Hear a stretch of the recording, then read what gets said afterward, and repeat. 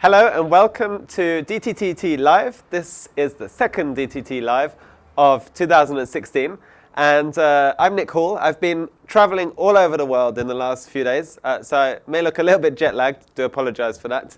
But the team said to me, Nick, we have to do a DTT Live on the biggest trends for 2016 because everybody's asking, what do you think is going to be the big thing this year? So admittedly, there's a lot of trends happening, as there always is. So naturally, it's actually quite difficult to narrow that down to the trends which are really relevant and important for the tourism industry. But we've done our best, and we've got 5 big trends that we think you as a destination or a business in travel should really be thinking about, and also what we see coming in the next year. So this is ultra relevant, happening right now. So let's get started. The first, which really excites me, is virtual reality. I think it's fair to say until now, I thought that virtual reality was never going to become a reality in the tourism industry. I always thought this was something that was a bit geeky. I think many people know the Oculus Rift headset. That's that big headset. And you see people sort of looking around, rather strange. And you probably think to yourself, yeah, okay, there's more for sort of gamers or really geeky kind of special interest groups. But I got news for you. If you didn't know this, it is actually something which is about to hit the mainstream in a big way. And for tourism, this means a fantastic opportunity. So I'm actually going to invite to come and join me, Roberta Esposito. Roberta, come and join me here.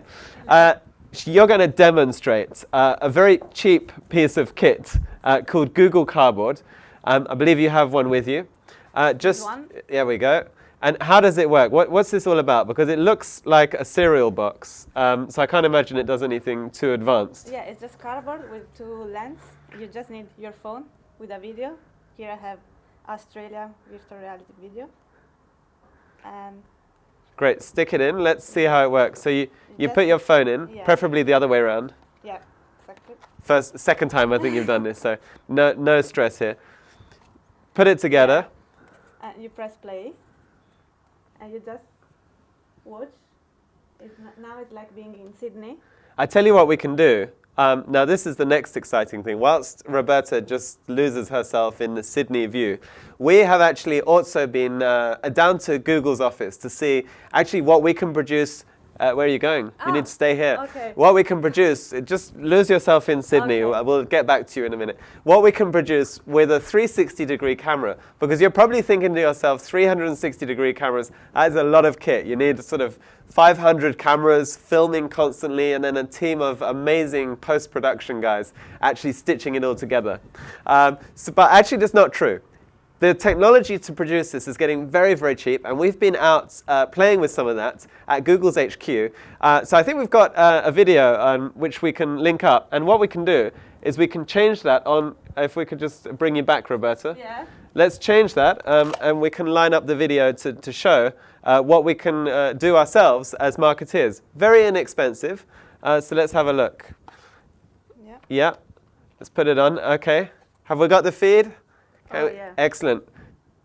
There we go. The Content Campus is all about having inspirational speakers set a vision and then getting hands-on with the actual practice. So we have people like William Price, who have done an amazing job in transforming the perception of South Africa, working with bloggers and influencers to do that, through to people like Tina Tiggerson, who are brilliant disruptors, and they'll challenge the status quo and how we approach things.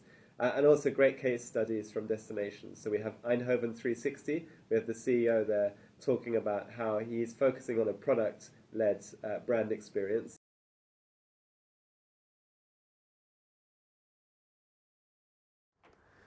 Now, if you're a brand or a destination and you're thinking, okay, that's great, but nobody has this, well, there is also a solution to this as well. So here we go with Roberta showing this. Now, this is just an example of just how accessible this can be. This is a flat pack. It's really light. You can just pop it out and make it yourself. This was actually made by a company called VR Master. And they produce both the content but also the equipment. So for a marketing campaign, that's just a really great idea. And one of my favorites, thank you very much for that, we'll be bringing you back later. One of my favorites is to see actually what they've done in Holland. with a festival called the Glow Festival, where they've actually given people going to the festival these headsets to put on, and they've actually transported them to the festival on the train. They teamed up with NS, the National Rail Company for Holland, and they actually took people away from the train journey to a virtual train journey. So I think we've got a clip of that. Let's have a look at what that experience looked like for those travelers.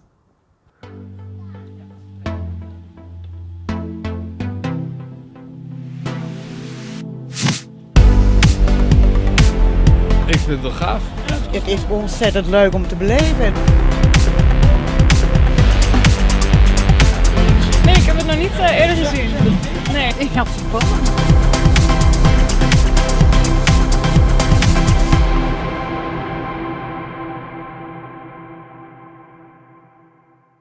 So that's really, really cool. And I certainly want to try and do a little bit more of this in the future. And I'm really looking forward to working with destinations as we start to actually develop concepts on how to actually really tap into virtual reality and the opportunity that that brings. So that's the first big trend, virtual reality. Now the second big trend, this is really a sweet one for us because we are working a lot on it, is streamlining new approaches to content. Now, what does that mean? We all know that content is king. It's never not been king. We've always focused on content because of the SEO potential. How do we actually make our content, push our sites up to the top of the search engines? Well, that's kind of old school stuff now. Content has totally changed. There's much more room for deep, rich content, powerful videos, stories, experiences being shared. But also, how do you produce content that's fit for these kind of tools? Things like cardboard, as we've just seen. And there's so many great things out there. Some of my favorites are Emirates. They've just launched a 360 series where they've sent drones to all of their destinations to have aerial shots, which are just very, very powerful visual stories. One of our team members, Ilaria, actually showed us where she's off on holiday tomorrow, Lanzarote. And we saw a great example of low-cost holidays, creating really, really powerful, evocative videos to actually take you away. And I have to say, I suddenly said to her, I want to go to Lanzarote now, because it's really, really powerful. But what does streamlining content mean? Well, this year I think we're going to see a point where the industry has really understood what role content can play. They've understood some of the key principles, such as this hero hub hygiene approach that Google speak about, or the need to have different perspectives on your destination or your brands that we often speak about, having the really high-end, carefully curated, professional perspective, right down to the user perspective when they share the experience on the spot. I think we're also going to see a maturing of how destinations in particular work with bloggers, because we have known for some time now that bloggers, they are influencers more often than not. They're also great content creators, and they're a very powerful source through which to work with to actually generate new content.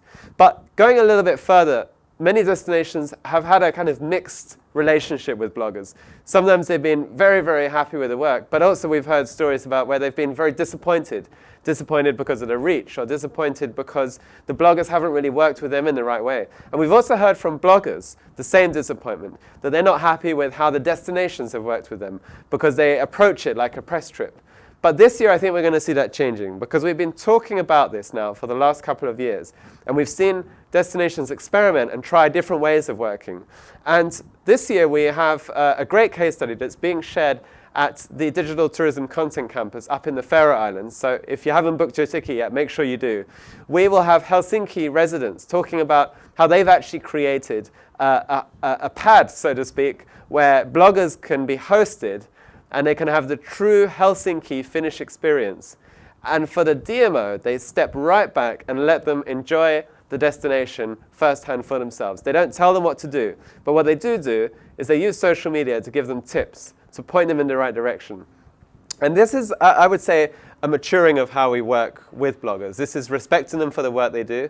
Also understanding that our role as an industry is to facilitate and support them to have great experiences, because that in itself will actually lead to really good content. I think we're also going to see much, much more what I would call ultra immersive experiences. Content can be very, very powerful. And when we see things like virtual reality becoming so readily accessible, we're only at the beginning of being able to transport and take our visitors away. when we think about that buying cycle that starts at an unaware point and leads right through to sharing that experience during and after, the unaware stage is just going to be supercharged now, because for people who are unaware of any destination, the opportunity to inspire them now is almost infinite. And you can do that affordably using technology that's in their pocket. So that's one that really excites me. And the last point on this streamlining of content is the opportunity to work across the board. Now that means not only working with your specific stakeholders, your industry, your members, but it's also about working with your bloggers, it's working with your citizens, working with visitors, working with industries. If you have a huge company which has a big role to play in the town, then they're a key part of your content story. And how do we use content to tell the story of our brand? This is something that we're starting to work out, that actually content is not just about sending someone to go and take a picture. It's really about telling a story, and many different perspectives make up stories. Now, we are so passionate and believe so much that content is absolutely at the heart of creating awareness, especially for destinations, that we've actually put on the Content Campus on the 1st and 2nd of March. I actually headed up there a couple of weeks ago, and it truly is an amazing place. And we started to organize what we're going to do with the different teams there. And we're going to have different teams working in different groups. Some will be out with a very famous Instagrammer, actually creating content, thinking like an Instagrammer, and understanding what he needs as a talent, but also what the destination needs to do to support that, and learning some mobile photography tips at the same time, right through to a workshop with Google, where the video I showed earlier, and Roberta modeled the 360-degree. We're going to be actually doing some of that, but with an amazing destination. So obviously the experience of doing it in a meeting room is not that exciting, but imagine if you get to go out there. So we actually did this trip a couple of weeks ago just to see what we could do. We headed up to Ostrom, which is one of the venues for one of the workshops. So have a quick look at this, and we'll be back with 3 more big trends in just a second.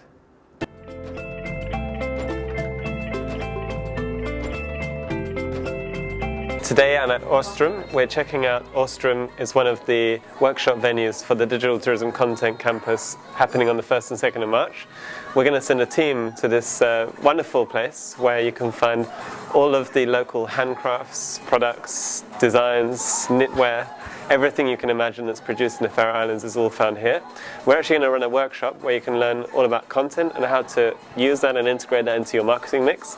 So it's a great setting to learn, to be inspired, and also meet some of the designers.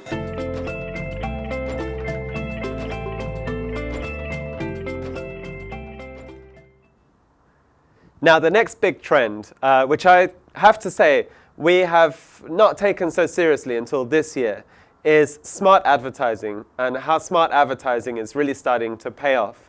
We've seen a lot of both businesses and destinations do a fair amount of experimentation with advertising over the last couple of years, moving away from traditional media buying display ads, and moving much more towards using social media advertising to reach very specific niche target demographic groups.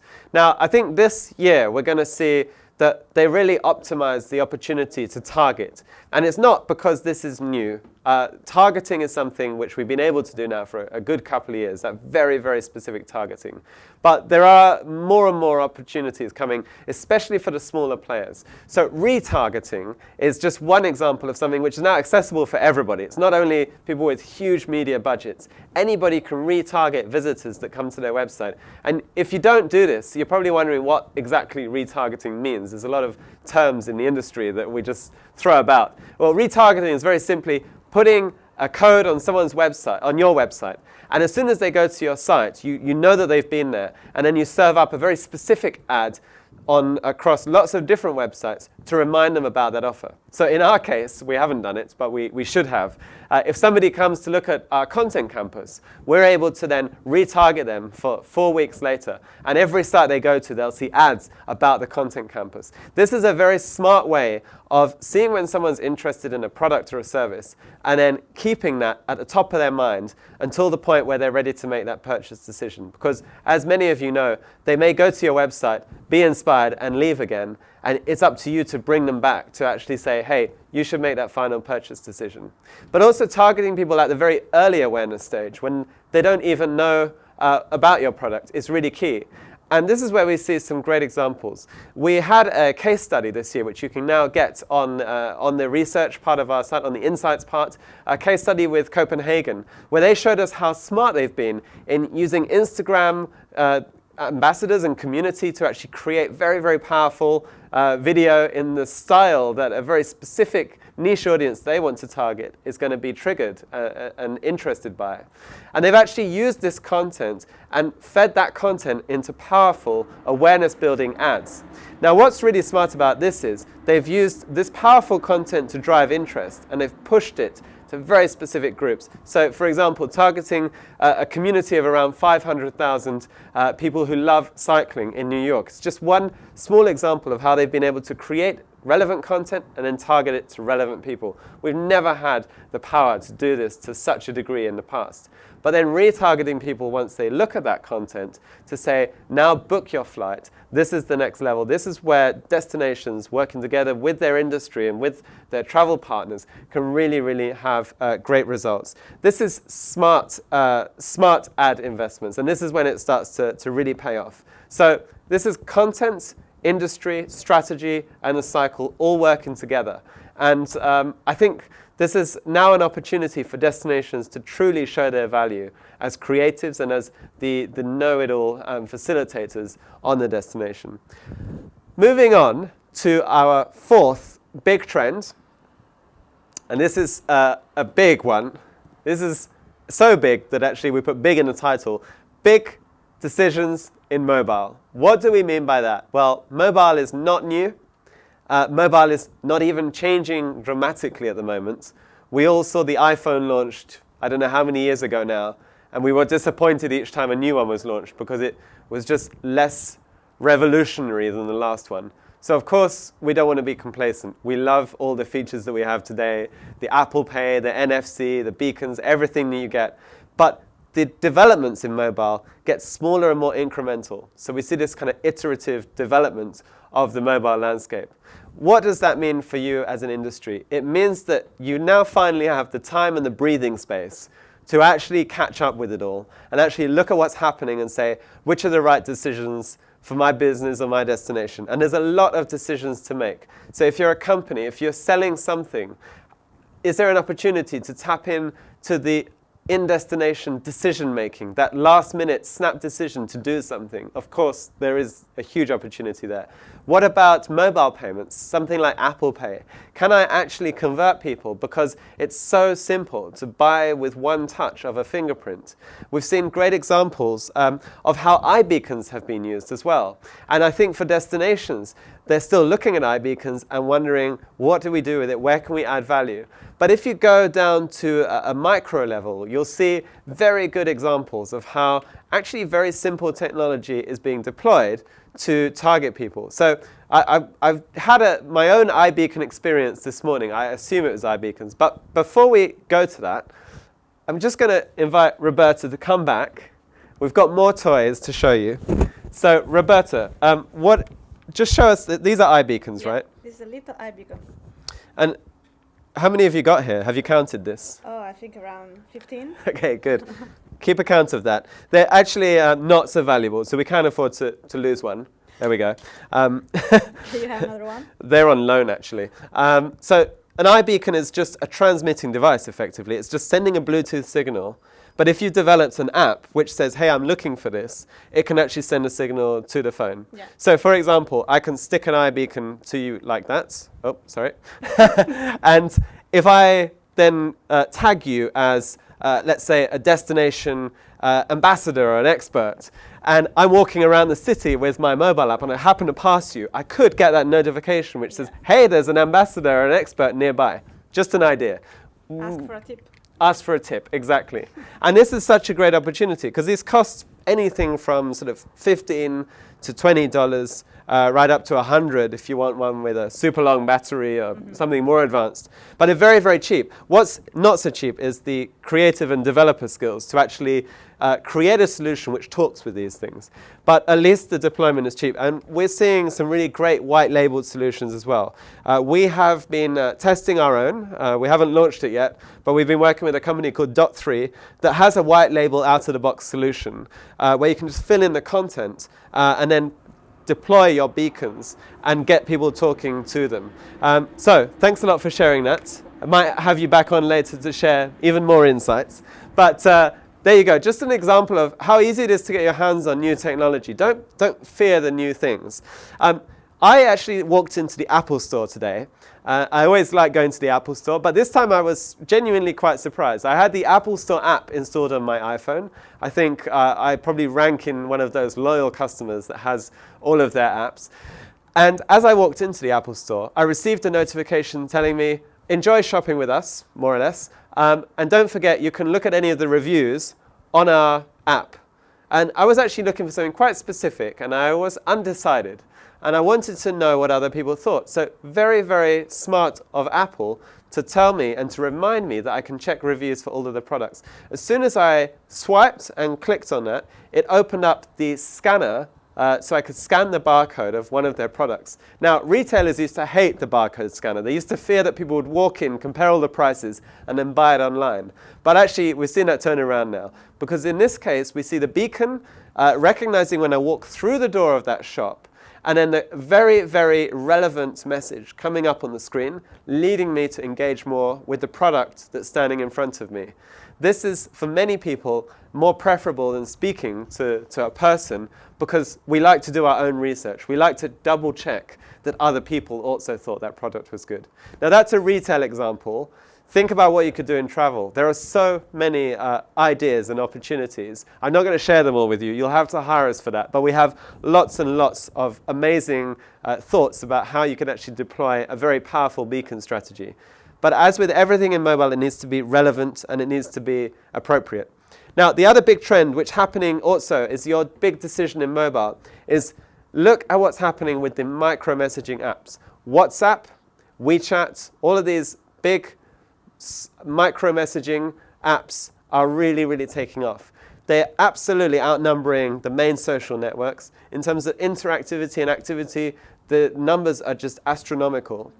And you're probably thinking, well, what is the opportunity here? And you might naturally orientate yourself to thinking, well, I guess at some point there's going to be advertising linked in with those. And perhaps you're right. We don't know what the future holds for messaging apps. But I can bet your bottom dollar that actually what we're going to see is rather than monetizing the ad value of these communities, we're going to see a move towards seeing micro-messaging as a service provider. And actually, one of your big decisions on mobile should be, how can I create and design services within my visitor's experience that actually improve their experience or better their experience? And that's where your big questions for mobile should be.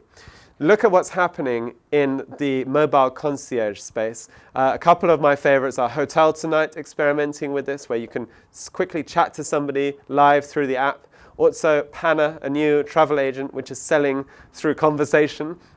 But we're going to see in the future, I predict, an integration of services like WhatsApp into your mobile offering so that you can actually add that concierge level service directly to your customers. So there's big, big things coming in mobile. Certainly really exciting space, so watch out for it. But for now, think about how you can design and offer the right service, the right experience. Think about technology not as an opportunity to jump on, but actually how it can enable those interactions. Now, the very last point of our 5 big trends for 2016 is a really big one again. It's the need for DMOs to recognize the need to transform. Now, this is something that we have really decided to push this year because we've seen so many destinations, in some cases really excelling and succeeding, because they've jumped onto something completely new, a new wave of tourism, where they've realized that their success is not about counting the campaign numbers. It's not about driving endless visits to the website, no matter how much money they pour into it. It's actually about developing a more sustainable destination. We're seeing this especially at a city level, where they recognize that tourism needs to have a value, and that value is sometimes more than just the money that's spent on the bed night or in the hotel. Of course, this is really important. But how can the tourism board go beyond just marketing and just driving interest, but actually supporting the development of the destinations? And this is where, when we look at all these different things, when we look at the opportunity to create a brand story, to create content experiences, to share that experience through advertising, to drive people to make decisions, the opportunity to design a mobile experience and to support an industry to design their mobile experiences. This is where the tourism boards are realizing that actually they have a unique position and a great opportunity to build something.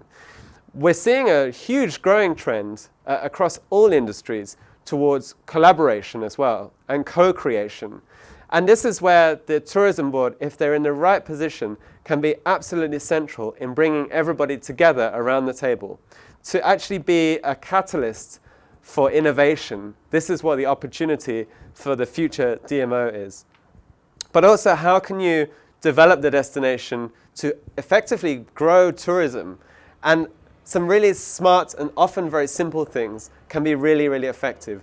Developing a new product which doesn't necessarily cost a lot. It might be an art installation. It might be a 2-day festival. It might be a 5-day event. There are so many opportunities that destinations can tap into, often linked to their own brand story, their industrial past, or the landscape that they offer. And it's up to the destination to get enough people and the right people around the table to actually grow and develop these ideas. So we're going to see a big move from destinations recognizing that their entire mechanism of working, their entire organization, the movement that they have been working on for the last 10, 20, 30, 40, 50 years needs to change now. And they can actually have a bigger role. So this, we predict, is a big opportunity. Destinations are starting to think about it. Some are very active in it. And if you need our help, you can always give us a call. We'll be happy to help you. And we also have a transformation program, if you want to just do it yourself, where every single month we're giving a huge amount of material, meeting packs, research, guides, auditing kits where you can audit your own activities, all as part of our destination transformation program. And we'll have more information on the site about that. So for me, it's been a pleasure having you watching. Thanks very much for joining us for the second DTT Live of 2016. We'll be back very soon to go in depth on all of those 5 big trends. But I hope you've enjoyed watching. And as always, we hope you'll share your thoughts and opinions with us through Twitter @think_tourism, on our website, thinkdigital.travel, or by any other means you want to get in touch. Thanks for joining.